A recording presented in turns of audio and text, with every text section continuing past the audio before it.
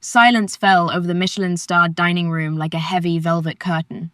A sharp, echoing smack had just halted the clinking of crystal glasses and the soft murmur of Manhattan's elite. Standing over a shattered plate of truffles, a terrified waitress realized she had just struck Bianca Moretti. The atmosphere inside Il Signo Nero was usually a masterclass in controlled elegance. Nestled in the heart of Manhattan's Upper East Side, the restaurant was a fortress of exclusivity, a place where reservations were brokered like peace treaties and a single dinner cost more than a month's rent for most of the city's residents. Dimly lit by hand-blown Murano glass chandeliers, the room smelled of black truffles, aged oak, and the faint, expensive sillage of Tom Ford perfumes. Aria Jenkins hated every square inch of it. Her black sensible shoes dug into her blistered heels as she balanced a silver tray loaded with glasses of vintage champagne. Aria was 24, working double shifts to cover the crushing medical debt her father had left behind after his sudden passing. She swallowed her pride every night, forcing a polite plastic smile for the hedge fund managers, trust fund socialites, and politicians who treated the service staff like animated furniture. But tonight was different. The air in the restaurant felt thick, charged with a suffocating, almost electric tension. The general manager, a perpetually sweating man named Mr. Harrison, had been pacing the kitchen since 4:00 p.m., barking orders and adjusting the silverware with trembling hands. Dominic Rossi was coming to dinner. Even Aria, who actively avoided the local news, knew the Rossi name. It was whispered in hushed, frightened tones on the streets of New York.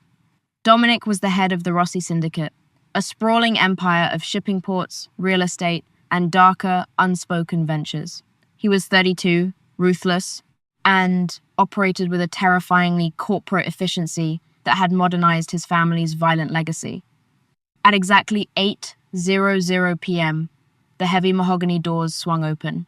The ambient chatter in the dining room noticeably dropped by several decibels. Dominic Rossi entered like a king, surveying a conquered territory. He was tall, dressed in a bespoke charcoal Brioni suit that draped flawlessly over his broad shoulders. His features were striking, but hardened a sharp jawline, high cheekbones, and dark, analytical eyes that seemed to catalog every exit, every patron, and every potential threat in a fraction of a second.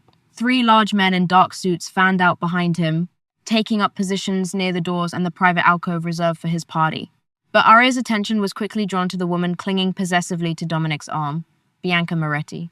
She was the daughter of the Moretti crime family, a strategic alliance sealed with a breathtaking 6-carat emerald-cut diamond ring that caught the chandelier light like a beacon. Bianca was undeniably beautiful, wearing a tight, blood-red Bottega Veneta dress, but her beauty was sharp and predatory.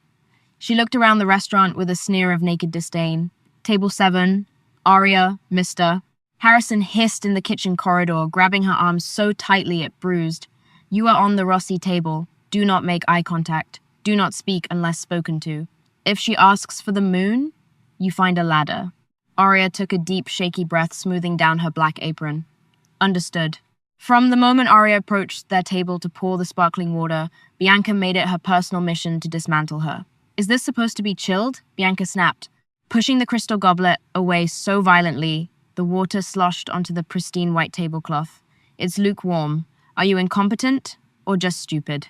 "I apologize, ma'am," Aria said, keeping her voice level and her eyes cast downward. "I will bring a fresh bottle immediately." When Aria returned with a colder bottle, Bianca complained about the lemon slice. When the appetizers arrived, a delicate sea bass carpaccio, Bianca claimed it smelled off and ordered Aria to take it back, loudly demanding to know if the chef was trying to poison her.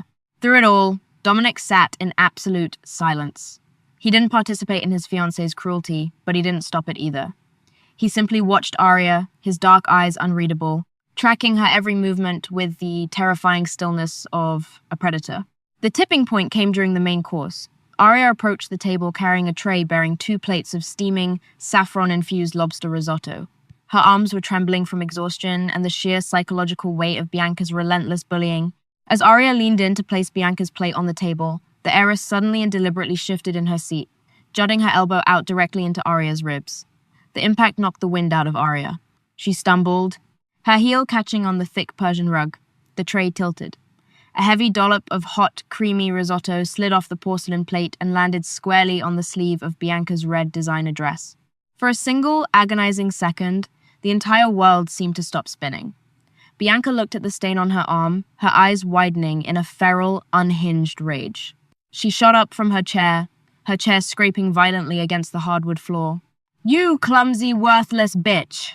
Bianca shrieked, the sound slicing through the quiet elegance of the restaurant. Before Aria could even open her mouth to apologize, Bianca grabbed her full, heavy glass of red wine and hurled the contents directly into Aria's face. The dark crimson liquid blinded her, stinging her eyes and dripping down her pale cheeks onto her white collar. "Do you know how much this dress costs?" Bianca screamed, stepping closer, her face twisted in ugly fury. "It's worth more than your pathetic life. You're nothing but trash serving food to your betters." Aria stood frozen, humiliated, the wine dripping from her chin. Tears of hot, absolute shame pricked her eyes. The entire restaurant was watching. She saw Mr. Harrison in the corner, his face pale, frantically signaling for the bodyguards. "Look at me when I'm talking to you!" Bianca snarled. And then, Bianca did the unthinkable. She raised her hand and viciously shoved Aria by the shoulders. "You filthy peasant!" Something inside Aria snapped. It wasn't a conscious decision. It was 24 years of buried pride, months of bone-deep exhaustion, and the raw, unfiltered human instinct to defend oneself against a bully. The fear evaporated, replaced by a sudden, blinding flash of white-hot adrenaline. Aria raised her right hand. Smack. The sound of Aria's palm connecting with Bianca Moretti's cheek sounded like a gunshot in the silent room. Bianca's head snapped to the side. She stumbled backward, her hand flying to her face, her mouth hanging open in sheer, unadulterated shock. A bright red handprint began to bloom instantly across her flawless olive skin. Aria stood her ground, her chest heaving, her hand still stinging from the impact. The wine dripped from her hair. She was terrified, but for the first time all evening, she wasn't looking down. She stared right back at the Mafia princess. The silence that followed was not just quiet, it was a physical weight pressing down on the room. No one moved, no one breathed. The wealthy patrons at the surrounding tables sat frozen like statues, forks halfway to their mouths. Then the chaos erupted. The 3 bodyguards standing at the perimeter of the room moved with terrifying speed. Jackets flared open, revealing the dull metal of holstered weapons. Matteo, the largest of the 3, a man with a thick scar cutting through his left eyebrow, lunged forward, grabbing Aria harshly by the arm and spinning her around. "Hey!" Aria gasped, struggling against his iron grip. "Get your hands off her, Matteo," a voice commanded. It wasn't a shout. It was barely above a conversational murmur. Yet, the deep, gravelly timbre of Dominic Rossi's voice instantly paralyzed the bodyguard. Matteo immediately released Aria, stepping back with his head bowed. Bianca finally found her voice. It was a hysterical, ragged sound. "Dominic!" she shrieked, pointing a trembling, manicured finger at Aria. "Did you see what this whore just did to me? Kill her! I want her taken out back right now! I want her head!" Aria's heart hammered furiously against her ribcage. The adrenaline was fading, leaving behind a cold, sickening dread. "He's going to kill me," she thought, panic finally clawing at her throat. "I just slapped a Mafia boss's fiancée. I'm going to end up in the East River." Mr. Harrison came practically sliding across the floor on his knees. "Mr. Rossi, Miss Moretti, I am so terribly sorry. She is fired. She will be dealt with immediately. Please, I beg of you." "Quiet," Dominic said. He didn't raise his voice, but Mr. Harrison's mouth snapped shut so fast his teeth clicked. Dominic slowly picked up his white linen napkin. He casually wiped the corners of his mouth, placed the napkin gently on the table, and stood up. He smoothed the front of his suit jacket. The sheer, imposing size of the man up close made Aria want to shrink into the floorboards. He bypassed his hysterical fiancée entirely and walked directly toward Aria. Aria held her breath. She closed her eyes, bracing for the blow, bracing for a gun, bracing for the end of her life. Instead, she heard the soft rustle of expensive fabric stopping just inches in front of her. She opened her eyes. Dominic was looking down at her. Up close, his eyes weren't just dark. They were an intense, swirling, stormy gray. He looked at the wine dripping from her hair, the stain on her collar, and the furious, terrified defiance still burning in her posture. "What is your name?" Dominic asked. His tone was perfectly neutral, devoid of the anger Aria expected. "Aria," she whispered, her voice cracking. She cleared her throat and lifted her chin. "Aria Jenkins." Dominic stared at her for a long, agonizing moment. The corner of his mouth twitched just a fraction of an inch. It almost looked like amusement. He slowly turned his head to look at Bianca. His fiancée was trembling with rage, the red handprint stark against her pale skin. "Dominic, what are you doing?" Bianca demanded, her voice shrill. "Shoot her! Tell Matteo to drag her out of here." "She assaulted me." Dominic tilted his head, studying Bianca as if she were a disappointing spreadsheet. "You bumped her elbow deliberately," Dominic stated, his voice ringing with absolute, terrifying clarity in the dead-silent restaurant. "You spilled the food on yourself. You then assaulted a woman who was simply trying to do her job, and you humiliated yourself, me, and our families in a room full of people." Bianca's jaw dropped. The color drained from her face, leaving only the angry red mark Aria had left. "What? Dominic, are you taking her side? She's the help."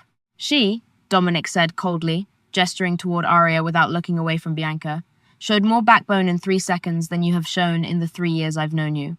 You behave like a spoiled child, Bianca, and I do not tolerate childishness in my inner circle." Dominic Bianca started, stepping forward, her arrogance finally cracking into genuine panic. "We are done," Dominic said. The words fell like heavy stones. A collective gasp echoed through the dining room. An alliance between the Rossi and Moretti families was worth hundreds of millions of dollars. It was a blood pact, and Dominic Rossi was severing it over a spilled plate of risotto and a slapped face. "You can't do this!" Bianca screamed, tears of rage finally spilling over. "My father will kill you!" The families. "Your father will do nothing," Dominic interrupted, stepping into Bianca's personal space. The temperature in the room seemed to plummet. "He will accept the return of the ring, and he will keep his mouth shut, because he knows I own the judges he relies on to stay out of a federal penitentiary. Take the ring off, Bianca." Bianca sobbed, her hands shaking so violently she could barely pull the massive emerald-cut diamond from her finger. She threw it onto the table. It bounced off the pristine tablecloth and clattered loudly against a wine glass. "Take a cab," Dominic told her, turning his back on her entirely. Sobbing and humiliated, Bianca grabbed her designer clutch and practically sprinted out of the restaurant, her heels clicking frantically against the marble floor. Dominic turned back to Mr. Harrison, who looked like he was on the verge of a massive cardiac event. "Put the damages to the room on my tab," Dominic said. Then he reached into the inner pocket of his suit jacket and pulled out a sleek, matte black business card with gold embossed lettering. He held it out to Aria. Aria stared at it, her hands trembling. She slowly reached out and took the card. It felt heavy, expensive. There was a private phone number on the back, handwritten in elegant blue ink. "You are undoubtedly fired from this establishment, Miss Jenkins," Dominic said smoothly, looking deeply into her eyes. "A shame. You have a very strong spine. When you are done cleaning up, call that number. I have a need for people who aren't afraid to strike back." Dominic buttoned his suit jacket, gave a slight nod to his men, and walked out of the restaurant, leaving Aria standing in a puddle of spilled wine, holding the key to the criminal underworld in the palm of her shaking hand. The rain in New York City never washes the streets clean. It only makes the grime shine.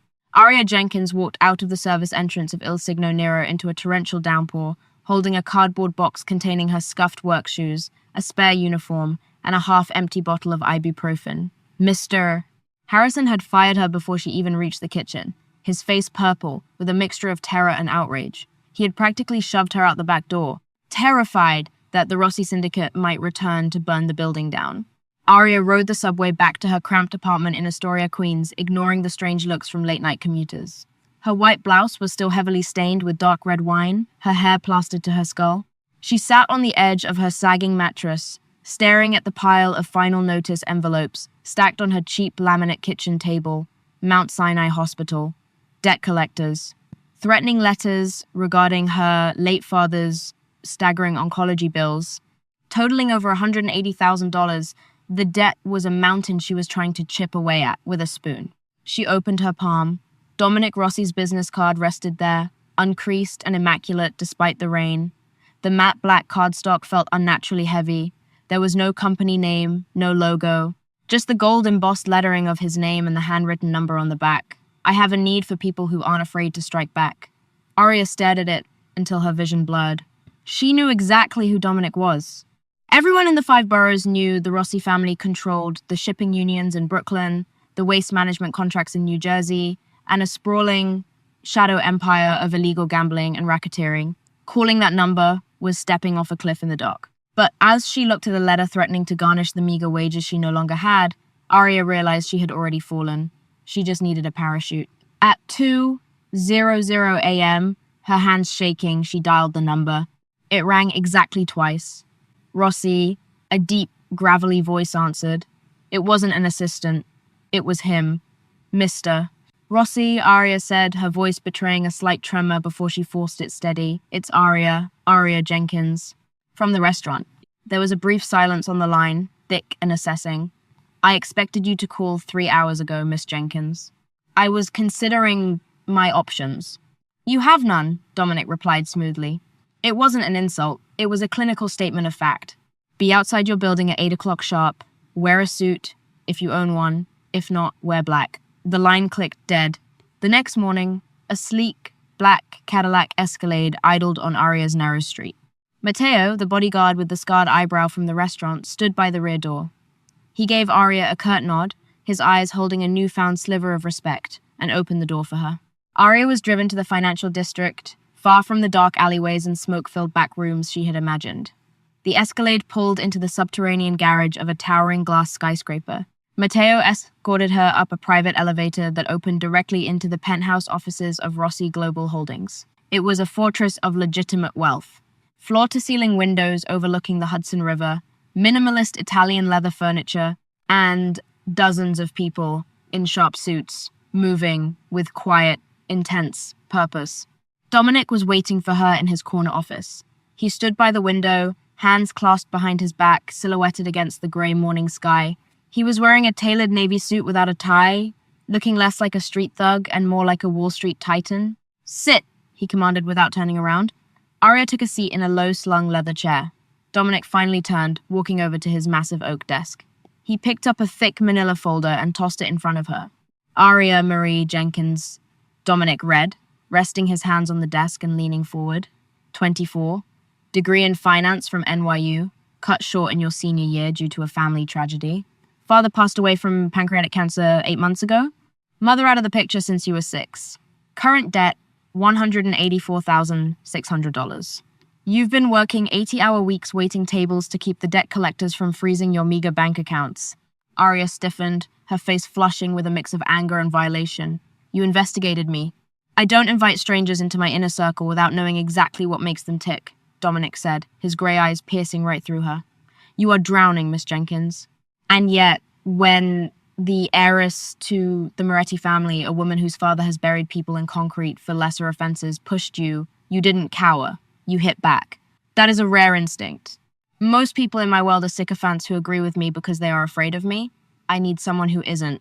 You broke off your engagement to her over a plate of risotto, Arya countered, her voice surprisingly steady. Dominic's lips curved into a faint, dangerous smile. I broke off an alliance with a sinking ship. Salvatore Moretti is reckless. He bleeds money, he draws federal attention, and his daughter is an unstable liability. I was looking for an excuse to sever the tie publicly. You merely provided the catalyst. And you did it beautifully. Arya swallowed hard. What is it you want from me? I am modernizing my family's operations, Dominic explained, walking around the desk and leaning against the edge, towering over her.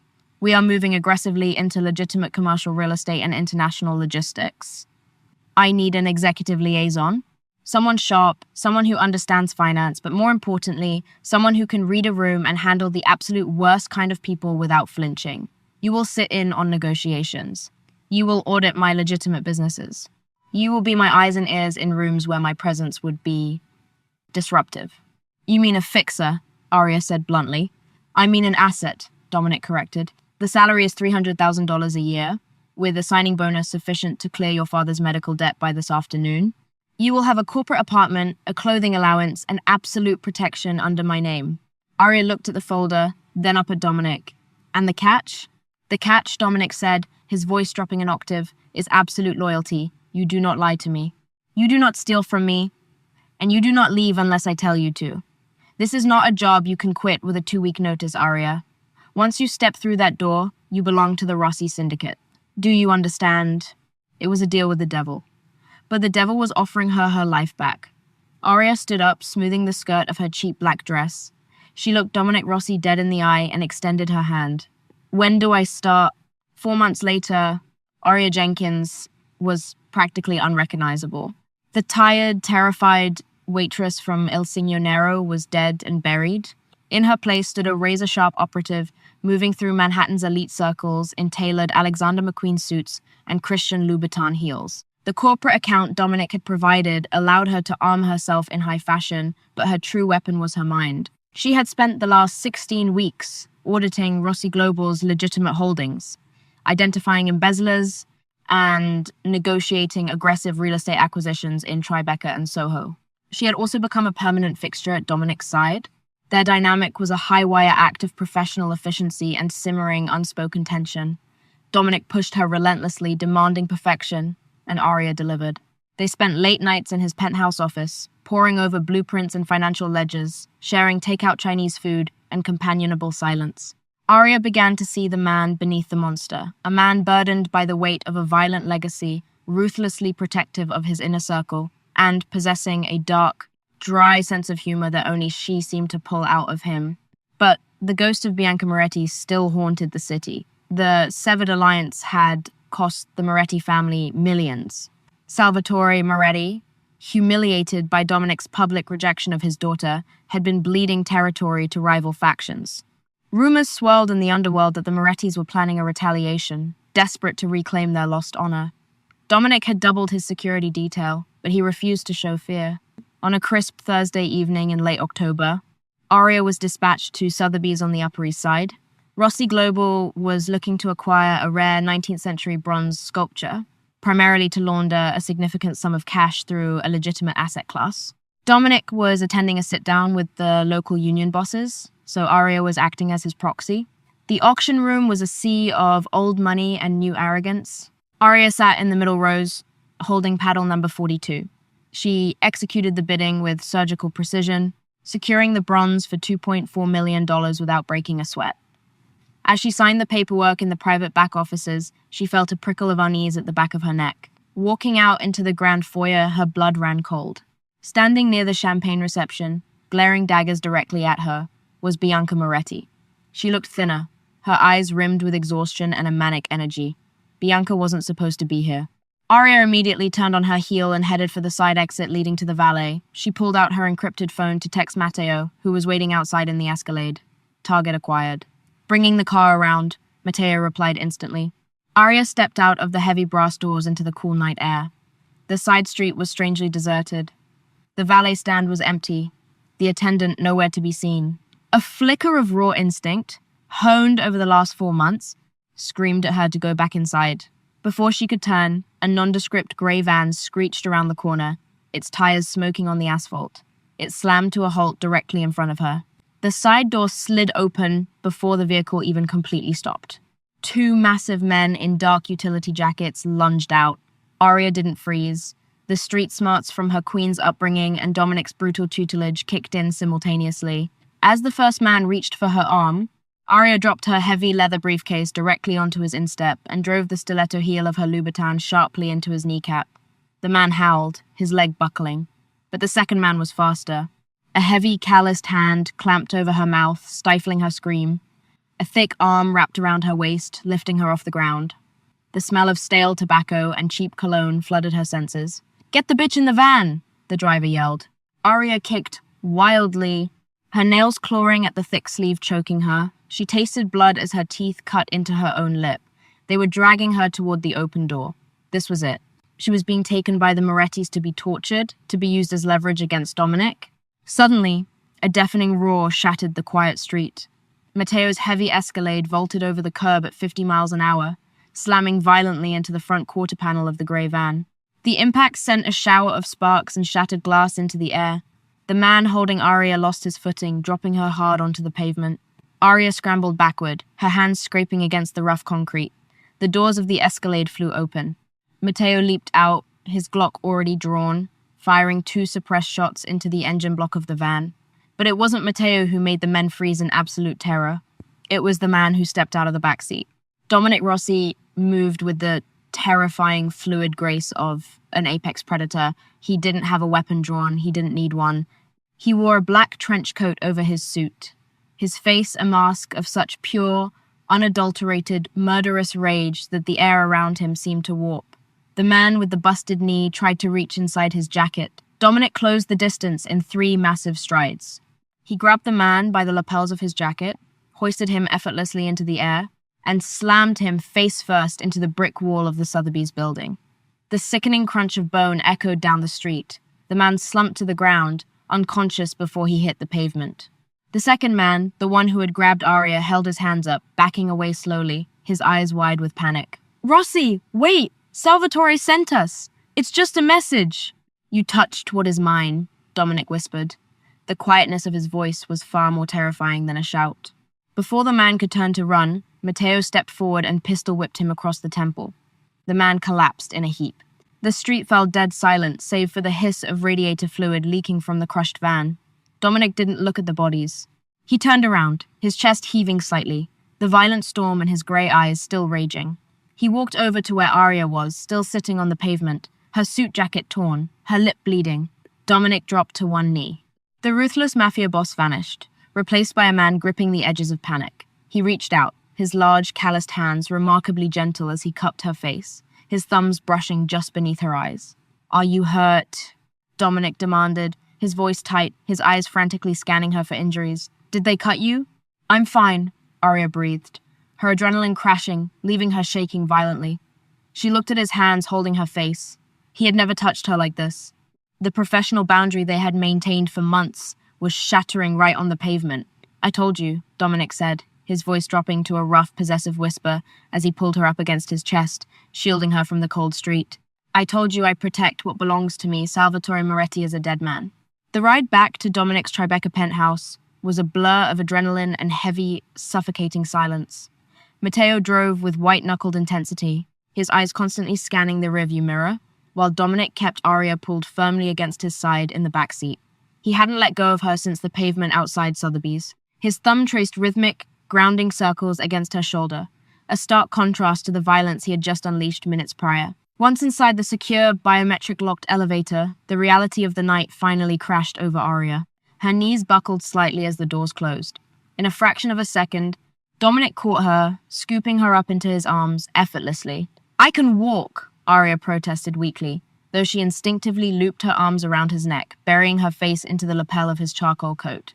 "You are done walking for tonight," Dominic murmured, his jaw tight. He carried her into the sprawling, glass-walled penthouse, bypassing the dark leather sofas and modern art, taking her straight to the master bathroom. He sat her down gently on the edge of the marble vanity. The stark lighting illuminated the tear in her Alexander McQueen blazer and the swelling split skin on her lower lip. Dominic stripped off his coat and rolled up the sleeves of his crisp white shirt, revealing forearms corded with tension and dusted with faint old scars. He wet a soft linen cloth with warm water and stepped into her space. "Look at me," he commanded softly. Arya lifted her chin. Dominic's stormy grey eyes were entirely stripped of their usual corporate detachment. They were raw, burning with a ferocious, territorial heat that made Arya's breath catch in her throat. He dabbed the warm cloth against her bruised lip with agonizing care. "They were going to use me to get to you," Arya whispered, wincing slightly. "Salvatore Moretti is desperate." "Salvatore Moretti is a fossil who doesn't understand that the rules of this city have changed," Dominic replied, tossing the blood-stained cloth into the sink. He braced his hands on the vanity on either side of her, trapping her in his heat. "He expected me to send gunmen to his compound in Staten Island tonight. He expects a street war. He thinks he can bleed me out with attrition." Arya looked up at him, her financial mind already spinning, shaking off the lingering shock. A street war is terrible for business. It brings federal indictments. It freezes the supply chains. A dark, incredibly proud smile touched the corners of Dominic's mouth. "Exactly. Which is why we aren't going to fire a single bullet at the Morettis." He leaned in closer, his voice dropping to a low, gravelly vibration that sent a shiver down her spine. "I brought you into this world because you have a brilliant, ruthless mind, Arya. It is time to use it. I want you to dismantle them." Arya's heart hammered against her ribs. "Dismantle them?" "Bankrupt them," Dominic clarified, his gaze dropping to her lips before meeting her eyes again. "Find their shell companies in the Caymans, expose their money laundering fronts to the IRS, buy up their legitimate debt through our dummy corporations, and call in the loans immediately. I don't want Salvatore dead. I want him entirely stripped of his power, begging for loose change on the corner of Mulberry Street." The sheer scale of the revenge was intoxicating. It wasn't just violence. It was absolute systemic annihilation. Arya felt a fierce, answering fire ignite in her chest. "I can do it," Arya breathed. "Give me access to the offshore server archives. I'll need 48 hours. Dominic stared at her, the intensity in the room shifting from professional vengeance to something deeply, dangerously personal. He reached up, his fingers sliding into the hair at the nape of her neck. "You are magnificent," Dominic whispered. He didn't ask for permission, and Arya didn't want him to. When his mouth crashed down on hers, it was a collision of possession and relief. The kiss was punishingly deep, tasting of copper and expensive scotch, erasing the boundaries between employer and employee. Arya gripped the front of his shirt, pulling him closer, kissing him back with a fierce, desperate hunger that had been building since the day she took his business card. He lifted her flush against his chest, the cool marble of the vanity pressing against her back, anchoring her to the storm that was Dominic Rossi. The next 2 days were a masterclass in modern corporate warfare. Operating out of Dominic's secure study, Arya drank black coffee and systematically tore down the Moretti empire. Her NYU finance education, hardened by the survival instincts of a girl drowning in medical debt, made her a lethal weapon behind a keyboard. She tracked Salvatore's hidden assets through a maze of Panamanian holding companies and leaked the immaculate ledgers via anonymous, untraceable encrypted files to a hungry federal prosecutor in the Southern District of New York. Next, utilizing Rossi Global's vast capital, Arya orchestrated hostile takeovers of the Moretti family's 2 major legitimate cash cows, a chain of boutique hotels and a logistics firm in New Jersey. She bought their debt for pennies on the dollar from nervous creditors and immediately initiated foreclosure proceedings. The twist was elegant, bloodless, and absolutely devastating. By Monday morning, Salvatore Moretti woke up barricaded in his compound, waiting for a shootout that never came. Instead, the FBI raided his commercial offices, and his bank accounts were frozen globally. His lieutenants, realizing the money had completely dried up, abandoned him by noon. Bianca Moretti, who had orchestrated the kidnapping attempt out of pure, spiteful jealousy, found her Black American Express card declined at Bergdorf Goodman. When she tried to flee to her father's villa in Lake Como, she discovered the deed had already been seized and liquidated by a faceless holding company, a company registered under the name CM. Jenkins. The heiress who had poured wine on a waitress was left with nothing but the designer clothes on her back and a looming federal subpoena. 6 months later, the Manhattan skyline glittered with the cold, hard light of winter. A sleek black Escalade pulled up to the curb outside Il Signor Nero. The heavy mahogany doors of the restaurant were thrown open by frantic staff. Mr. Harrison, the general manager, stood in the foyer, sweating profusely into his tuxedo collar, wringing his hands together. Matteo opened the rear door of the SUV. Dominic Rossi stepped out first, looking immaculate in a black Tom Ford tuxedo. He turned and offered his hand. Arya emerged, radiating an aura of absolute, untouchable power. She wore a floor-length emerald silk gown that perfectly matched the massive, flawless diamond resting on her left ring finger. The scars of her past, the debt, the fear, the humiliation were gone, replaced by the quiet, terrifying confidence of a woman who co-ruled the most powerful syndicate in the city. As they walked into the Michelin-starred dining room, the clinking of crystal glasses ceased entirely. The ambient chatter died instantly. The city's elite lowered their eyes in a mixture of fear and profound respect. Mr. Harrison bowed so low his nose nearly touched his knees. "Mr. Rossi, Mrs. Rossi, your table is ready." Arya paused, looking at the exact spot on the Persian rug where she had once spilled a plate of risotto. She felt Dominic's hand settle warmly at the small of her back, a silent promise of eternal protection. Arya looked at Mr. Harrison and offered him a slow, perfectly chilling smile. "Ensure the water is chilled this time, Harrison," Arya said smoothly. "I have a very low tolerance for incompetence." The echoing slap that shattered a Michelin-starred dinner wasn't just the end of a waitress's shift. It was the coronation of a queen. Arya Jenkins walked into the underworld carrying crushing medical debt and a broken spirit, but she emerged as the untouchable architect of the Rossi Empire. Sometimes, the most dangerous move isn't pulling a trigger, it's having the courage to strike back when the world expects you to bow.